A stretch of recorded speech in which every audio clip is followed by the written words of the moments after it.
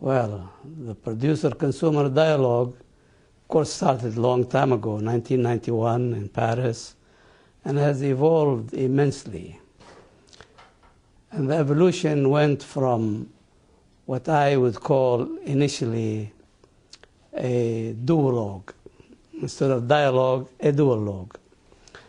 Until it got to a situation today where it is truly a dialogue, where consumers, producers, national oil companies, international oil companies are together, listening to the same subjects and messages, and hopefully going back to whatever they do and incorporating some of the ideas they have heard in a voluntary organization like the IEF into their own thinking, into their own decision process, into their policy making.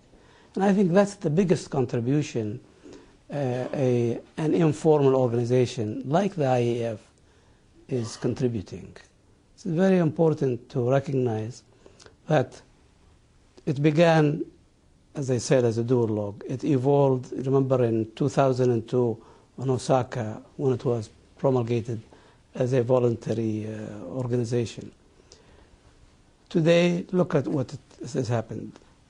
The business side has come in, the producers are in, the consumers are in. GOD, which is an information gatherer and distributor, has become extremely vital. Every time you hear, where did you get your information from? They say GOD. The other thing it has done is it made what used to be combatant organizations, opponents like OPEC and IEA, to sit together through the IEF and discuss issues that are of concern to producers, to consumers, to investors, to oil companies. And so I think it has evolved immensely over the last few years. Well, there are few things that need to be done. One, today, the budget of the IEF is on a voluntary basis. There is always an uncertainty as to whether the funds will come or not. And so that needs to be taken care of. And I hope the meeting of the IEF in Cancun in Mexico will resolve that issue.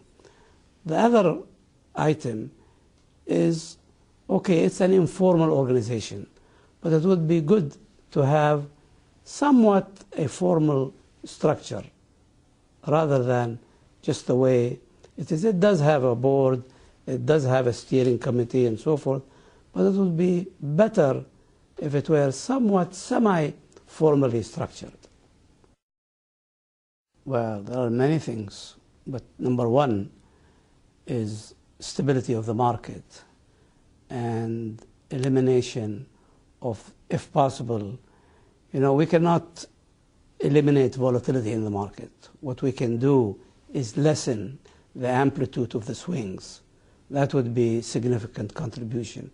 If we can do that, that would be a great contribution to the international oil market. And I hope we can, through dialogue and understanding of what our charge is as producers, as consumers, and also as investors in the oil and gas industry. Well, not so much managing it as much as contributing to lessening it. It's very difficult to say we want to manage an international oil market. That's almost impossible.